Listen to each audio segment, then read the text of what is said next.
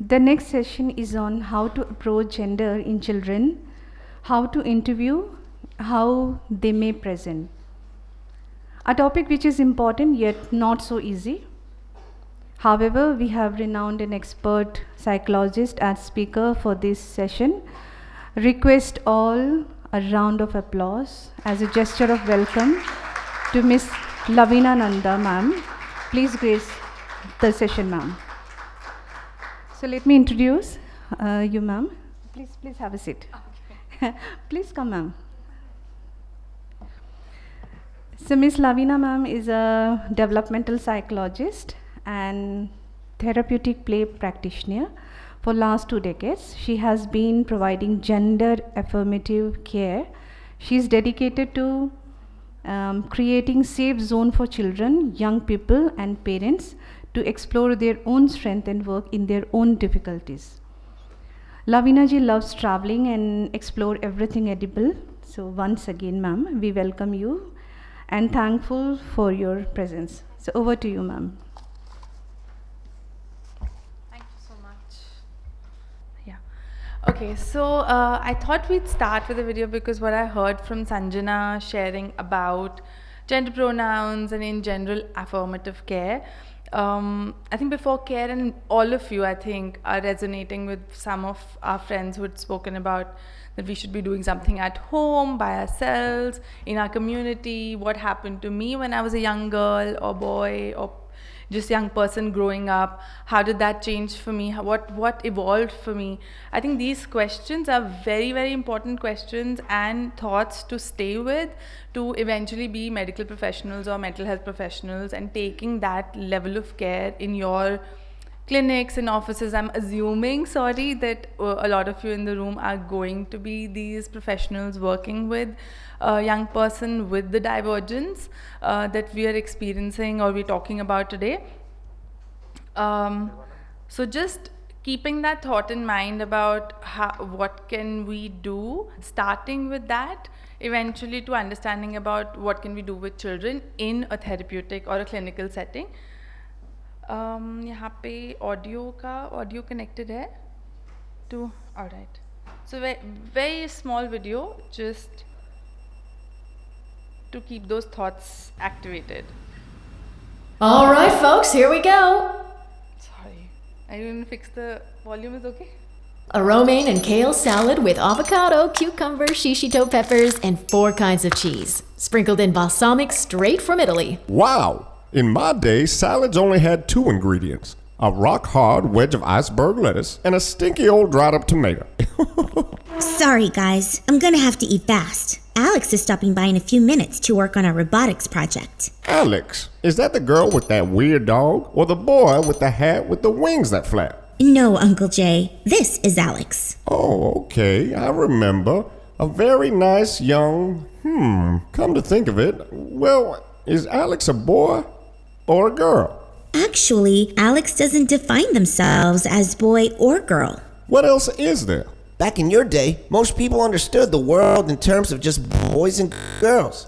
But now, we know gender is more complex than that. Wait, aren't we just talking about whether you're born with a or a When you're born, your sex is assigned in a medical way. But the sex listed on your birth certificate may not necessarily match your gender identity. Gender identity is a person's inner experience of who they are in terms of gender. Their deep personal sense of being male, female, a blend of both, or neither. And while many people have a gender identity that's the same as their assigned birth sex of female or male, that's not always the case, because gender exists on a spectrum. Like transgender, which means a person whose gender identity is not consistent with their assigned birth sex. Non-binary, which means a person whose identity doesn't fall in the category of either male or female. And genderqueer or gender fluid, which means a person who does not identify themselves as having a specific gender at all. Does gender identity have to do with being straight or gay? Actually, no. Gender identity has to do with the way you feel about yourself, while sexual orientation is based on the way you feel toward others, the people you may or may not be attracted to. You know, I really like Alex, and I can tell they're a good friend to you. but I'm still pretty confused about all of this. That's okay. You don't have to fully understand someone to respect them. To start, try not to make any assumptions about a person's gender, and use the name and pronouns that they ask you to. Above all, be a friend or ally for people of all gender identities. That's right, Mom. Oh, Alex is here. Come on in. Hey, everyone. Oh, hey, Alex. Care for some salad? The balsamic's right from Italy, you know.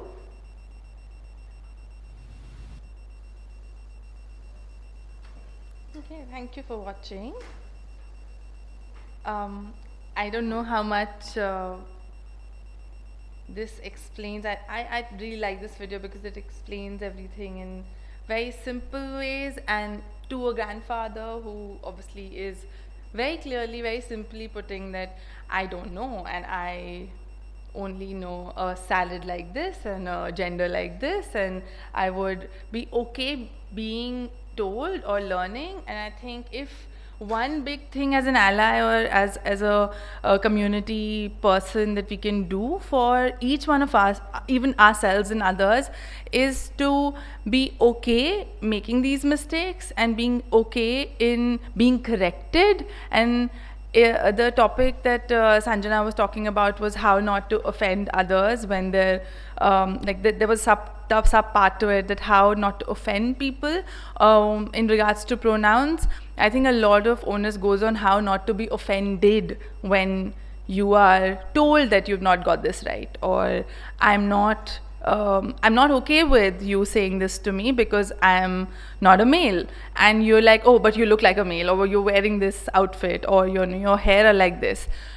As soon as we're okay leaving this stance of making assumption, knowing it all, and we're okay, like, okay, I don't know, I'm sorry, let me know, tell me more.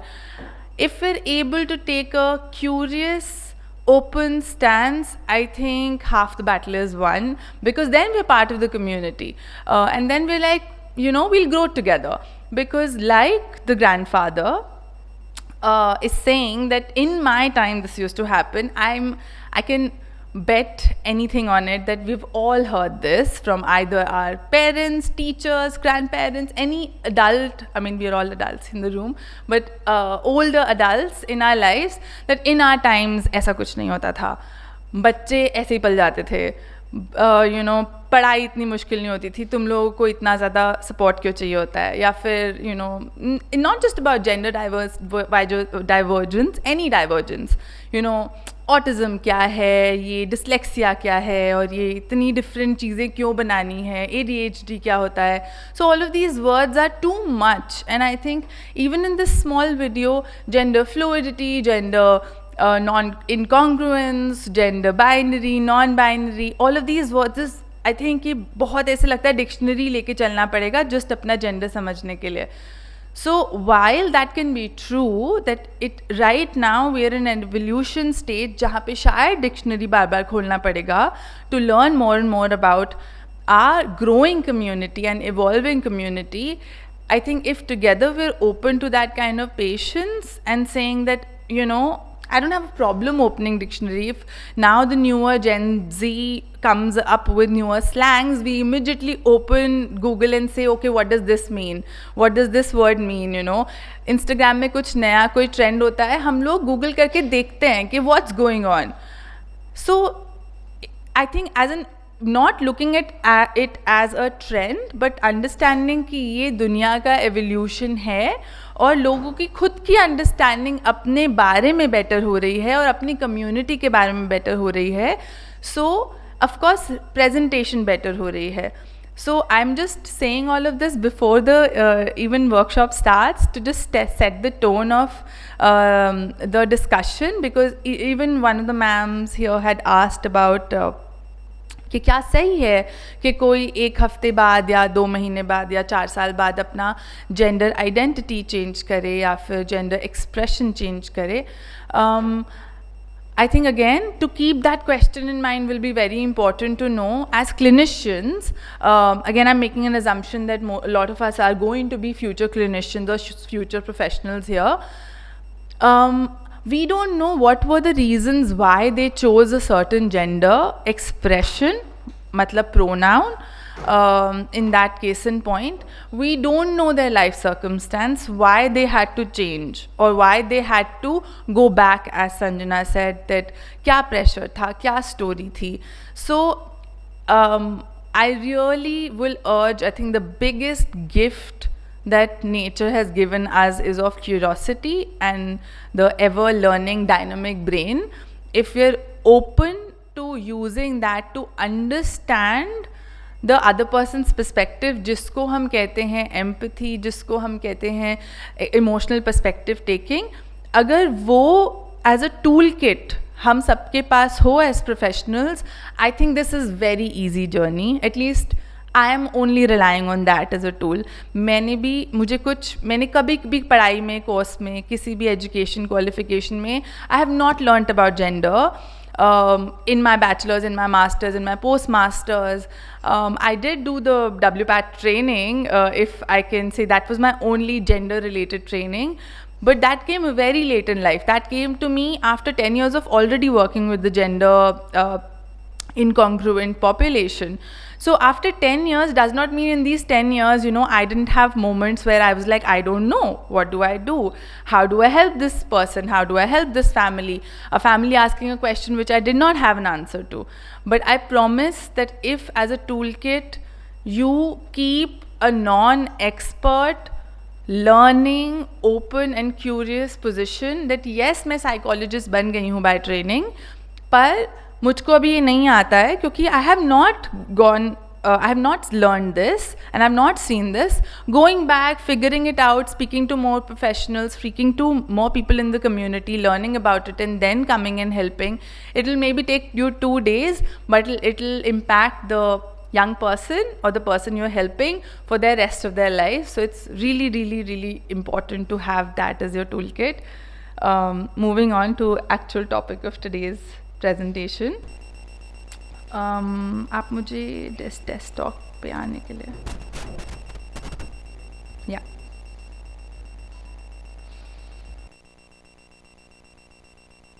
So quick information about how we create a gender affirmative care or gender affirmative clinical space. We are a clinic called Children First. It's a child and adolescent mental health clinic. यहाँ पे of course children ranging from 0 to 25, we don't call them children. I mean, of course they're young people and adolescent. But 0 to 25 age में they're presenting with varied mental health concerns and difficulties, out of which one of the things that a lot of population presents with is gender incongruence or gender fluidity, and depending on or even from the transgender population. So this has been an evolution for us also, and we've been learning how to develop this care. There was no set model that we were able to pick up and say, okay, we are going to follow this model. However, we have together co-created different professional psychiatrists, psychologists and other kind of therapeutic specializations come together to understand children and how we can have a affirmative environment for divergence in general, but also gender divergence. Now today's workshop, I think I thought that we definitely try and touch upon the components of gender affirmative model for gender care, and thereafter discussing the needs of gender, transgender population, non-binary population and gender expansive children and young people in general, understanding the clinical role of a mental health professional in interdisciplinary care of gender expansive children and youth. Now why I think it's very important to think about an interdisciplinary care, because please remember that a young person or a child who would be coming to you will not just be coming to you. They'd often be going to a pediatrician first, and jahan pe unko often exactly right accepting often, I mean I'm not saying always, but often unhe nahi milta hai as an answer that okay, this looks like gender incongruence. They often just send ki, go to a psychologist, this is not my realm, this is not my medical area, this is not the biological care area, so they send them over to someone else. And then often a lot of people will send, finding the right psychologist was also hard, so they would reach a psychiatrist, sometimes a psychologist, some batteries of tests will be done. So a lot of times the child is not just meeting you, and it's often not the child's first time that they're telling their story. So it becomes essential to not just treat it as a clinical representation of a child and then just going forward. So I thought I'd definitely share that. So it's a spelling error. Gender is a part of a child's development. Somebody in the audience also spoke about that मैं छोटी थी तो अभी मैं she her pronoun use करती हूँ, पर जब मैं छोटी थी तो I would say करता है, खाता है, because I used to follow my brother. A lot of us have experienced that, because again that is the development of our identity. Gender is one part of the identity. Identity in general has many puzzle pieces coming together, because the child is forming identity in form of what their name is, what they like, what they're good at, there are different parts to their identity. Race, religion, culture, all of them are part of a child's identity. Some come early. Sorry, I just got very distracted. Some come early and some take time to develop. So I could just share with you that I have a little baby who's 2 years old, and his, so to say, in his verbal expression of gender identity, it's a solid masculine boy coming alive, wherein he'd be just like rough and tumble play, a lot of like looking at cars, looking at only wanting to follow all the men in the house with what they're doing, want to follow like मैं office ऐसे जाऊंगा and I will do that. However, in the same gender expression, because there are so many other women in the house, including their didi, me, dadi, and other caregivers which are female, a lot of his verbal expression is I'm not even getting the female pronouns for him right now, but he often would say ke मुझे नींद आई है is okay, but he would often copy us that मैं खाऊंगी, मुझे भूख लगी है, तो it would always come to words the way I would say it, because they're copying what I am saying in terms of language. So that is absolutely okay. What can we provide as caregivers, which is affirmative, which was one of the questions. I would not be like नहीं तुम लड़का हो, you can't use these words. Why is that important right now? I can obviously correct, because as a parent, I'm not seeing a lot of incongruence in my baby. So I can stop and be like, no, you're a boy, use this language, because that's what is used by majority population. However, me not stopping that baby and saying that no, correct your gender pronoun and change it to ladka right now sows a very tiny seed of acceptance already. Tells my child that it's okay for others also to use incorrect, in his view, incorrect pronouns, eventually understanding that that can be correct for their expression. So the fact that the tightness in gender expression is picked up from the child very early on. And as I said that right now he is 2, and I'm seeing this from past 4 months that he is very clearly using मैं and खाता हूँ, करता हूँ, but also mixing up gender, because he's copying, he's learning through imitation. It is not to be thought of like, one of the sentences that I had written in child development, is that through the course of child development, or the child will weave together a unique gender identity, and now this will take its own trajectory of awareness, exploration, integration, expression. Now we have learnt in our clinical practice that children who are given an open space to navigate this versus given watertight compartments to fall into, or the binary structure. Often when there is incongruence, when there is not so much incongruence, it doesn't reflect in their gender identity. But when there is an incongruence, it has impacted in a deep sense of sometimes trauma, sometimes self-doubt, sometimes confusion of how they're going to tell their father or mother about it, because there is no space for that, you know. And then finding safety becomes very, very difficult in the older years, like later years for that child.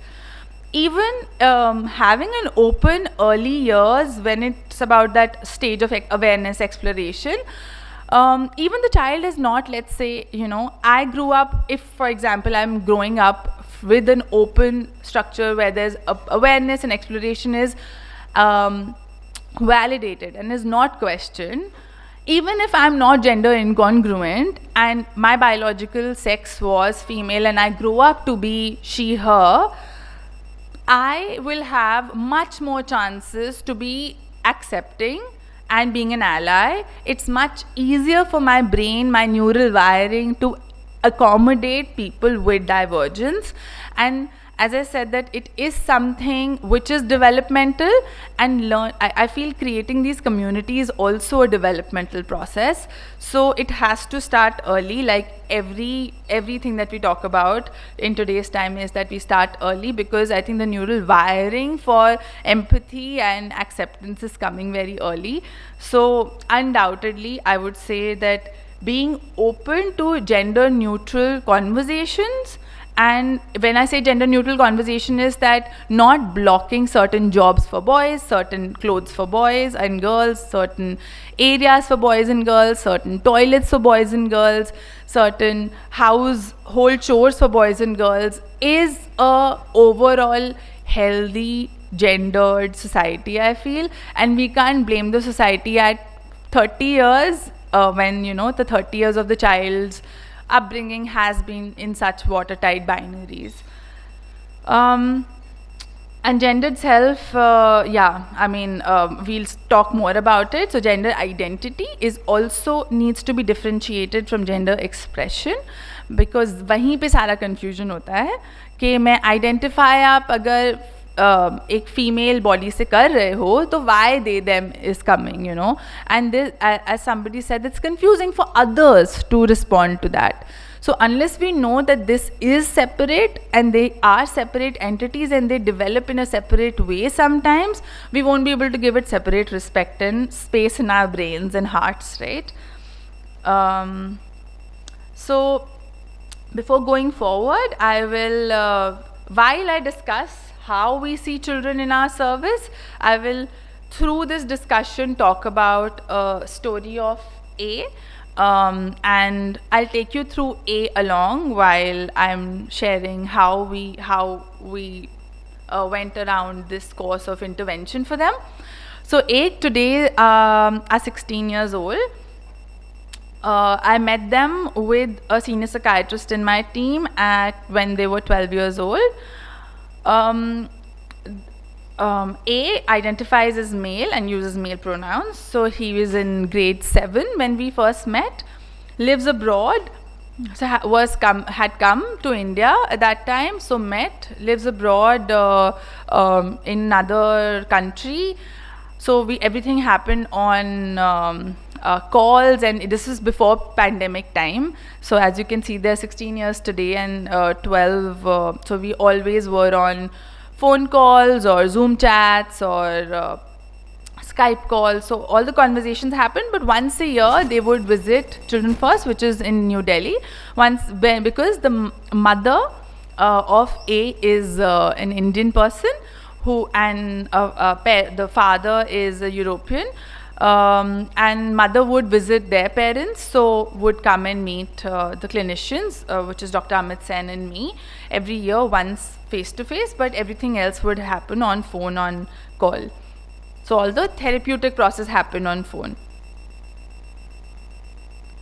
Now going back to gender affirmative care model, so this is the basic premise that we follow as a clinic, that gender presentations are diverse. It's an obvious underlying premise. We're not it's unquestioned. you can present differently. Now, unless we keep this, it's very simple sounding, but it's actually very big to carry if you don't, because if you don't understand the spectrum, जो video पे भी बात करी थी कि मैं as a clinician decide नहीं करूँगी उनको देखकर कुछ भी. सो जेंडर प्रेजेंटेशन की वेट करनी है और वो डाइवर्स होता है. Gender variations are not disorders.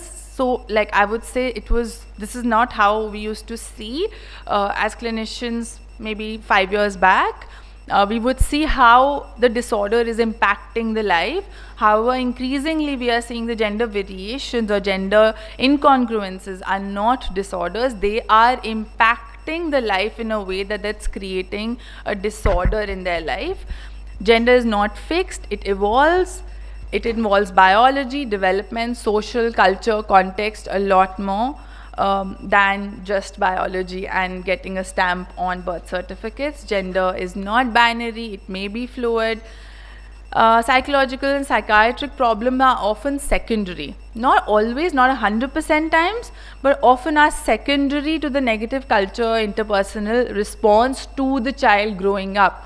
At age 1, at age 2, what happened to them at age 7, 8, school, friends, parent, all of that, a lot of time it can be the trigger for the underlying other mental health problems that the child is experiencing, and the child or the young person can be coming to you at 15 or 20 and they might be carrying all of those mental health disturbances, what they've been experiencing. So we can't say that gender or gender incongruence is, this child has depression and gender incongruence. We would have to see that what's going on, what happened across lifespan, or at least discuss or try to evaluate to understand that was it a secondary response to the negative interactions that they had in their cultural or the environmental setup. So while I'm saying this as a premise, I'm also then saying the gender pathology lies more in the culture than in the child. Or again, I'm sometimes using the word culture loosely, but what I'm essentially trying to say is the outside of the child and not the inside of the child, because gender identity is how they see self in context to the world outside. There are a zillion clinical challenges in this field. I would say that some of them is something that I'd put down. Often parents will ask these questions, or even we ourselves as clinicians and peers would ask each other that how do we establish these standards of care unless we have scientific evidence-based data and longitudinal data to work with these children.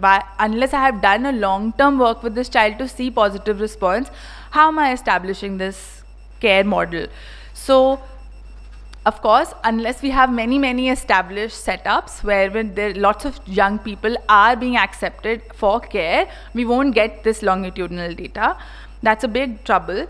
Right now in our discussions, one of you were actually mentioning that how data is a big problem which comes in research, practice and everything. Now, another big challenge is that can a young child know their gender? Already you had these questions in mind. What about, okay, so this is a longer discussion. The children also present as persistence and I will discuss this in more detail. Right now I'll hold off. Can a young child know their gender enough to warrant social transitions? So these are again lots of words. Please stop after this slide. I'll stop and ask you if you have any questions.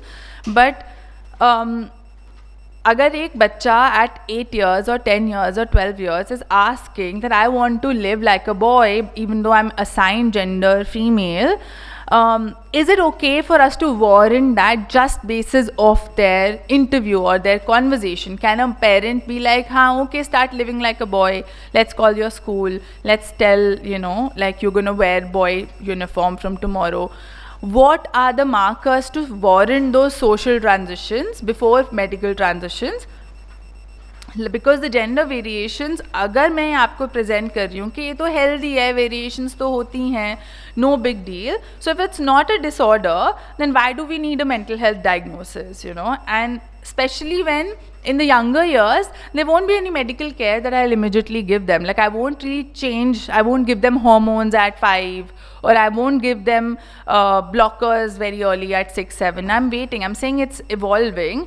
So if the medical care is not there, then why do we need this? So all of these questions are, I think these are the hurdles, or these are the challenges that we face as clinicians, and we have to often talk about it in our team, with the parents, with the community outside. When I say community, for example, let's say a school outside who's saying that, okay, this child is presenting like this, we are not okay because it's impacting other children. So we have to have this dialogue with them. And they would ask these questions to us, that you say that you listen to the child, but how do we decipher what the child is saying? The child is doing tod-fod in the lawn, and you're saying that, oh, he's presenting as a male, that's why he's doing this gender expression. How is it so straightforward to listen to a child? So how do we listen to the child? So these are skills that I think a team has to get trained in getting the gender in the consultation room. I think that's something today I'm trying to present. I am again and again saying that I'm exactly not sure that in what capacity you guys will be seeing this population in your clinical practice, but whichever way, I'm trying to make it as generic as possible. But as a psychologist or as a mental health professional, we take this as a longer term course. We don't try to make it a one time a child comes and we don't diagnose and send them off. We try to take time by time, stay with the child and the family, see how this evolves, because that's what usually the family is also missing in the outside. No other community or spaces often in an urban Delhi setup is providing such a non-questioning safe space, and often we feel we become that representative which is offering that. So in order to bring gender and gender incongruence in the consultation room, I would say we'd start with that it's not for us to tell or diagnose, but for the child to share who they are. We offer an ear, an eye, and a mirror. So when I say that we offer ear, of course we're listening to their stories, we are there to understand that where they're coming from, what their experiences were, how they express themselves, what their angst is, what their discomfort is. But also an eye, because I'm saying it happens on the course of 2, 3, maybe 4, or maybe 15 sessions. We are offering an eye from the outside, from parents' perspective. We're watching them expressing all of that, and we as clinicians are always working on training our eye for observing how the child is experiencing the change of, like, so if I'm offering, for example, if I stop and ask them something about, okay, so you manage this. You were not allowed to wear jeans or pants in school, then you had to wear a skirt in school all this while. How was that for you? It must be so difficult because you're saying that you hate being a girl. As soon as you offer that position or that space, they're able to see that this eye is not judging them for not wanting to be the girl, and then they offer that they're able to give more information. So for us, it's important to be the mirror where they can see themselves without having to hide anything or without having to make themselves appear what they're not. Often that's the case for them. They have to go to school or they have to go to playground being somebody that they're not usually. But if we're able to, as psychologists, create a space where they don't have to wear that mask, or at least try and start unveiling it slowly, I think that becomes our job. Recognizing multiple intersecting identities that influence the coping, discrimination and resilience. Now this is a whole different workshop in itself, but I would just say that it is a key part in our first initial consults, because if I am understanding that, for example, how A was struggling with mum and dad's religious beliefs and how it was not fitting A's dad's religious belief to actually change gender or not be congruent with their gender. So unless we brought in religion and unless we understood how religion played such a big role in A's identity or A's father's identity, that space could not have been made safe. I can't keep my therapeutic space I can't keep it exclusive for gender just because I know the diagnosis of gender. So a lot of times खांसी जुकाम के लिए doctor के पास जाते हैं तो doctor खांसी जुकाम ही ट्रीट करता है, आपका टांग का दर्द ट्रीट नहीं करता है.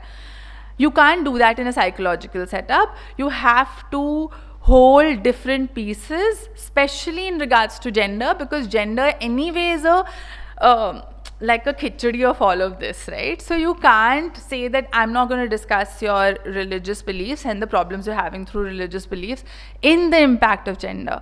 So very essential to offer them these stories of resilience, mirror them back to them, that despite of being so hard, you're here telling me your stories and saying that, okay, how did you manage that? Like constantly asking them questions about, अगर उस friend ने मजाक उड़ाया तुम्हारे exam की morning में फिर भी तुम एग्ज़ाम दे पाए, कैसे किया, कैसे बैठे एग्ज़ाम रूम में, for them to know that oh my god मैंने तो एक्चुअली बैठा, I actually finish the exam, I did it, I pass that exam, to know that I am resilient enough. The child needs to hear from day one. In fact, as a therapeutic, as a interventionist, a lot of times I feel that when I'm doing a first time intake, we're always taught to just take information and interview and take information as is and just then forward the treatment plan. For children on the gender spectrum, I feel it's very I would say it should be thought about tailored child to child or young person to young person, and you can't just be an intake psychologist. Sometimes you have to offer them that crutch or that like hand of acceptance right there, because they coming back to you or not will be dependent on that particular session. So it has to start from the intake point where just you're taking information. You can't go through the form and be like आपने कभी suicide करने की कोशिश करी है, because हो सकता है उन्होंने करी है, as opposed to sometimes other medical problems. You can ask these questions in isolation, even though that shouldn't be done, but you can ask these questions which sometimes are very triggering, but because you're just taking information and you're moving on because there's a lot to do. But here where gender identity is taking over their entire being, you can't just ask these questions without understanding whether they're safe to tell you or not. And very essential, again, I think this is something that we all should as professionals learn, but in this field I think I'm learning more and more that I may be an expert in the area that I have done education in, but I'm not an expert in the life of the child who's presenting in front of me. I do not know anything, and when I am doing those sessions, only after that I can do a cross analysis and discussion and then come up with my, so to say, expert advice or thoughts that can help the child. In my evaluation sessions, I would try the child, if the child is okay, I would always bring the child first in, so that again they establish that this place is going to offer them that safety. Of course, if the child is not ready to come in first and the family wants to, and the family comes first, so I'd always give them the first option to walk in first and talk about it first. If they end up coming to the room, I will take permission from them that now can I talk about their gender identity to their parents. Again, it belongs to them. I can't be an adult, an outsider discussing gender identity with their, it's not like वो पढ़ाई नहीं अच्छे से कर रहा, right? Like पढ़ाई is a very manifestation of my learning.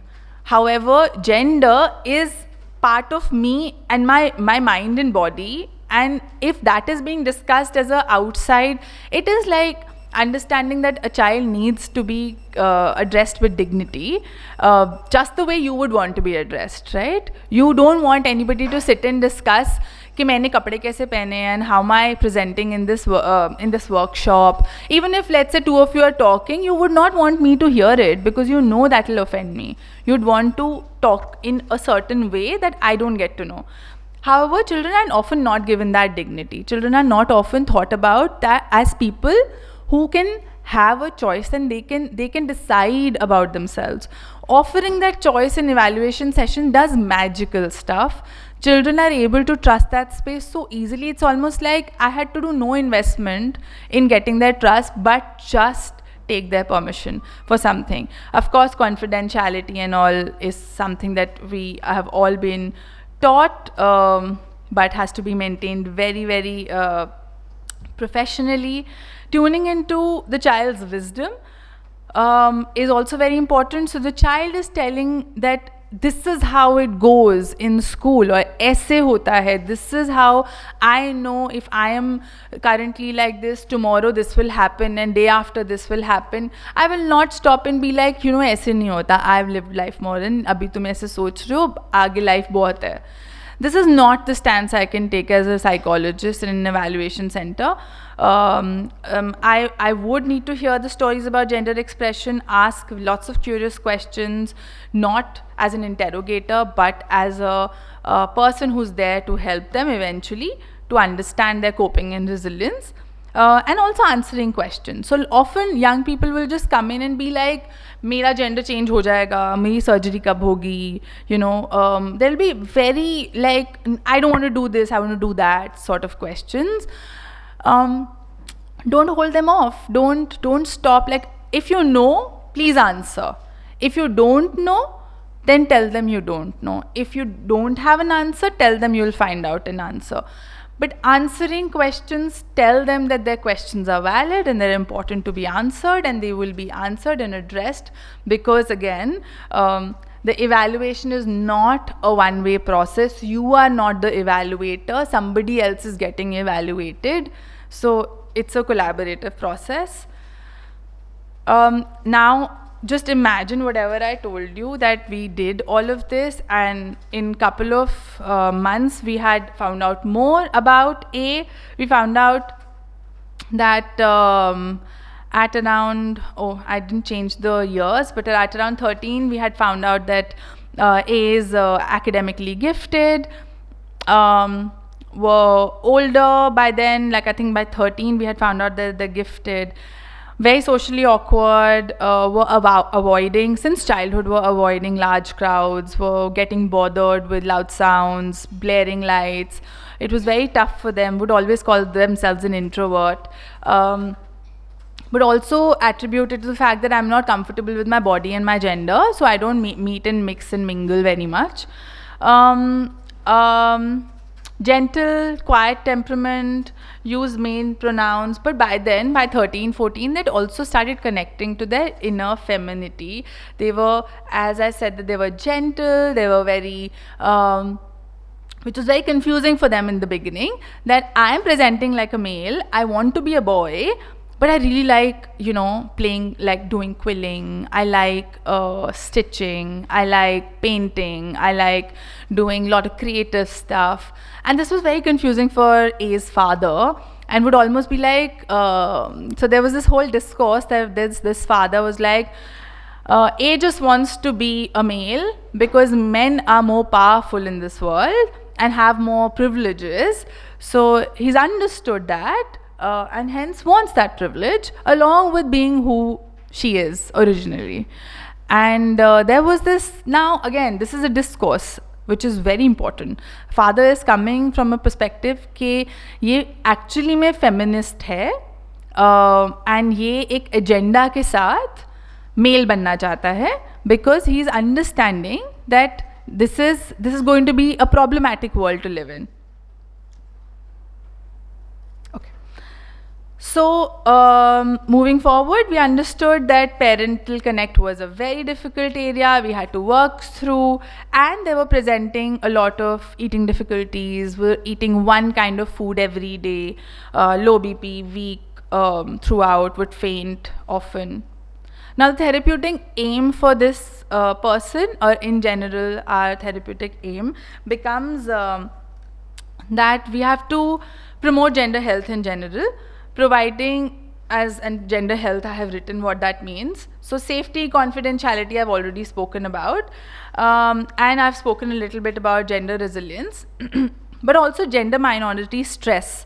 Now that is coming up already from home, right? Like the father is questioning their choices and having, look at this child who is having to prove, who's lived a certain life already, but is having to prove the little nuances of living through कि no but मुझे तो stitching करना पसंद है, मुझे dolls बनाना पसंद है, I like playing with insects and plants, and he would garden for hours in his summer break because he doesn't like going out and playing with friends.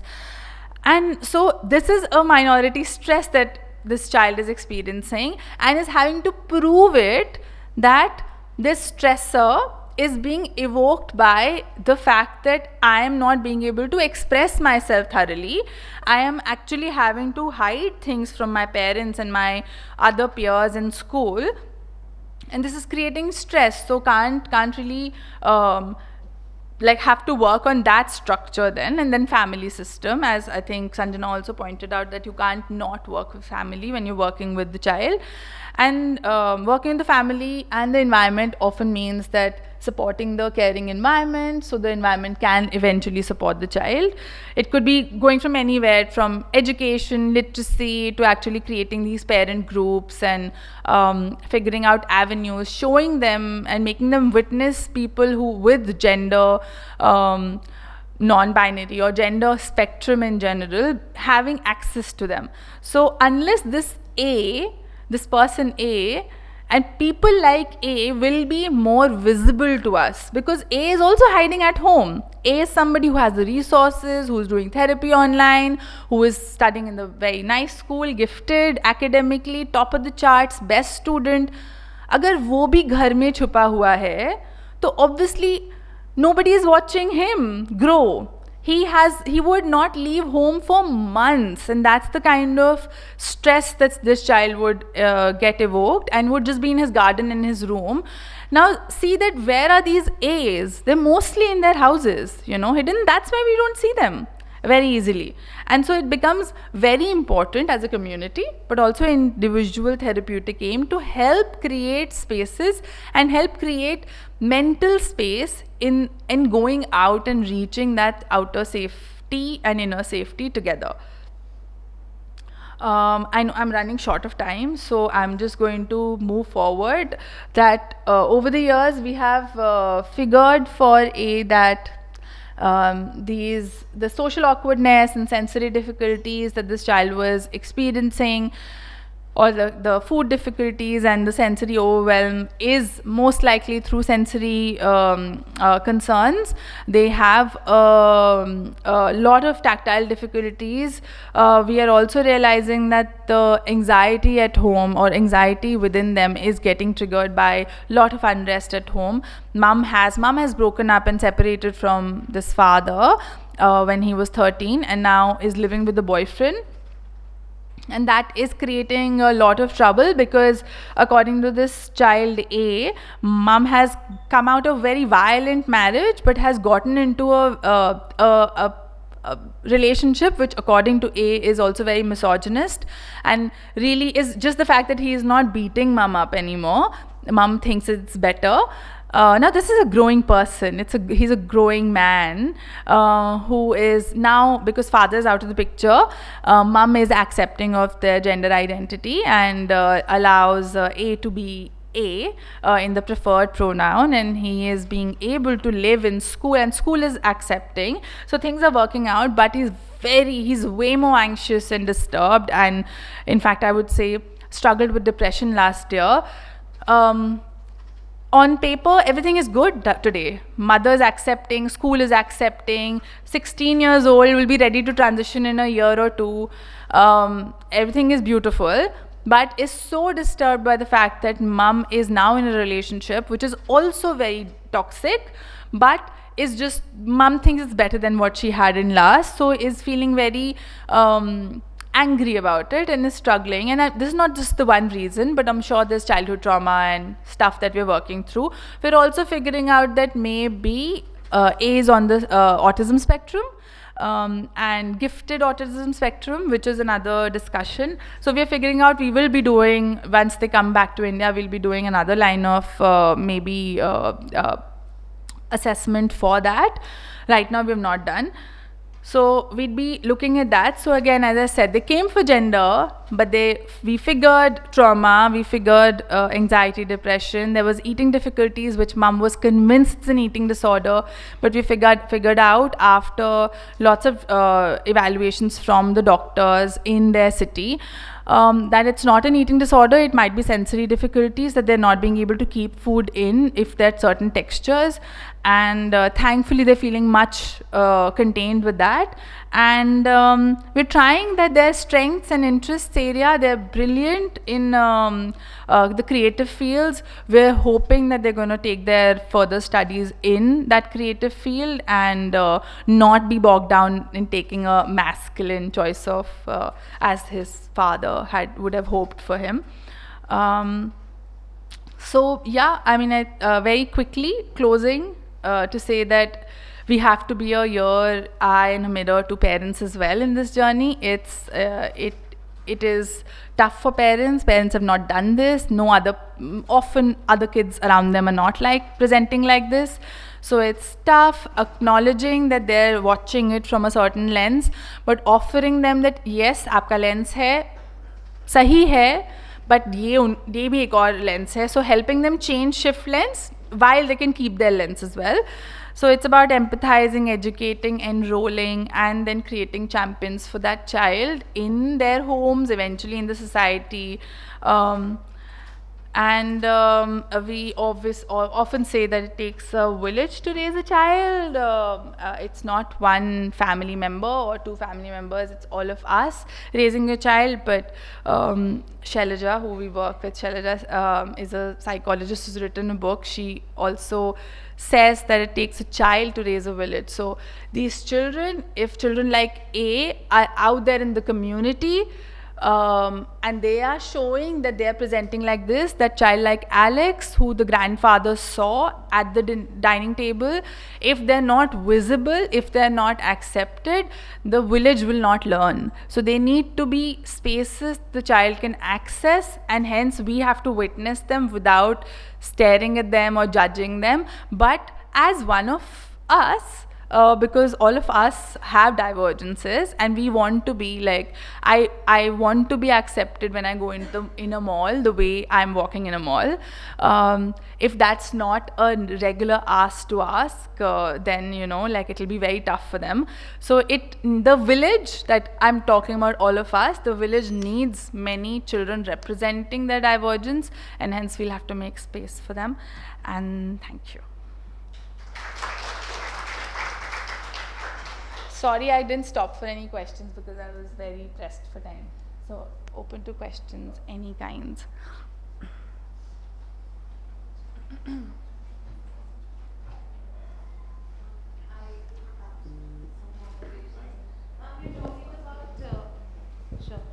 So we're talking about how gender develops, right? Now, one of the places that it is so easy for, it's like a low-hanging fruit is school. So what stops us from making school gender neutral? Why not have gender neutral uniforms or gender neutral bathrooms and stuff? What I want to ask you is there any harm in doing this? Are we going to be limiting the development, the social development of gender of everybody by not having any gender specific spaces? Like, in making the world gender neutral, are we actually going to limit that developmental process, and does it really matter at the end of the day? You answered your question, right? Does it really? I feel it matters so much if a child gets that gender neutral space. And it matters it matters a lot. Like I think every young person I've met, or the older person that I've met in the last 12 years, I think if I remember the data, we as a service would have at least met 300, 400 people on the gender spectrum, around 400 for sure. And out of 400, without doing a data analysis, I can certainly tell you, easy 300 people have come up with stories where they have traumatic experiences in school. And I would answer your question with a vehement yes, that we should have Just spaces. do away with, boys Toilets. and girls uniforms. Yeah, or yes. We don't have gender-specific toilets at home. Yeah, exactly. Everybody And just goes to the same bathrooms. Why and do we I don't see boy, girl, others also as an option. Because that is othering at another level. I feel it has to be gender neutral. Like there is no, because I think if my answer in a quick way could be that why we have such watertight segregations, I think it's our own fear of society being so like we can't send a boy and a girl in a closed space without fearing something wrong is going to happen. That Because we fear, consider it wrong. because it's such a big taboo. Yeah, it's such a big taboo that we can't imagine that what we'll have to do later. We still have girls' schools and boys' schools, but chalo unko chodo. So people who have a very, very strong sense of non-acceptance may choose a boys' school or a girls' school still. And the boys can there go in the same toilet and explore as much as they want, because True. that's Because it's not scary. Or because we don't want to know. We don't want to know because it's happening under the cover. yeah. So I think as a society, if we are what is limiting is not their gender evolution, not kids' gender evolution. What is limiting is, I think, our openness to accommodate difficult conversations. So basically, my question to you was this only: that what is stopping? Is there, see, if we don't have gender segregated uniforms in classrooms, we will be hampering their development of gender. Non-divergent Yeah. children will be hampered by not going through what is considered a normal process of gender differentiation by But having isn't- gender neutrality. Yeah, I think that that's absolutely not, because I feel I'll have Sanjana right after I finish this to also please add, but I'd say what is actually getting hampered is them actually growing up, the non-incongruent, them growing up to be less open about it and less accepting, or the fact that they have to wait to go to university. Yeah. Or go to university or go to another country, or sometimes go meet another person and be shocked first and say, "Acha, aisa bhi hota hai," and then figuring it Because out. my kids are small, they go to school. I can think of no reason why they can't. There is have no reason. Gender neutral uniforms and gender neutral bathrooms. I've never seen any incongruence in them, and Yeah, you're right. I mean, I'll just say one before I get Sanjana. Like, my baby was being constantly, like he was when he was 1, constantly very long hair. So everybody would just be like, "Girl hai, girl hai, girl hai," and we'd be like, "Ha." We would not like half the time. I would not even correct people. I'm like, "Ha, ha." So I'll move on. But everybody in my family was just like, बाल कटवा दो, so इतने लंबे हैं, why are you carrying this, इसको इतनी गर्मी लग रही है, देखो पसीने आ रहे हैं. They would touch his back of the neck and it would be sweating, and I'd be like, girls sweat all the time, nobody talks about them sweating as a 1-year-old so much, or a 2-year-old so much, that they're this trying to find reasons to yeah make you conform. Yeah, Right? so it is Because us, the the problem is we're not us. saying it because we're concerned about gender. Gender. We're saying it because garmi lag rahi hai, It's- Because that's it's not just in a our way. mind space, ma'am. Sanjana, you wanted to add something? Just add this. I was trying to look it up actually. There's this recent research that I read which talked about gender neutral spaces for people, as one, not creating confusion as is the common narrative, but also creating actually life saving spaces. For for young children who are gender incongruent, right? So they interviewed like some 10-15 people, maybe more than that actually, and they talked about how just accessing a gender neutral bathroom had been such a huge experience, such a huge part of their lives that actually counted as life-saving for them. I know young people with UTIs just because they don't go to the toilet the Yeah. entire day. Because they can't go to the toilet the entire day. And there is, and it's sad that something so small takes away from so many egos that. But usually acceptance is the key. We don't need to go overboard. we don't need to. Because I'll give you a simple example. Like I have two boys, and I haven't ever seen any incongruence regarding their identity. So this session was full of information and full of knowledge, and we are grateful for your presence and sharing your experience and knowledge to us, Lavina Nanda ma'am. Thank you so much. So this session was really very important because just now Lavina ji has discussed about the approach, how to approach gender in children, and we all know that children are very vulnerable and they are still in their growing age. So I hope, and you have explained very beautifully with the video, starting with video and then case scenarios, and it was very, I think very effective, because I myself has gained a lot of knowledge from your session. Thank you so much for that. Dr. Sanjay to felicitate Lavina Nanda ji. Please give a round of applause.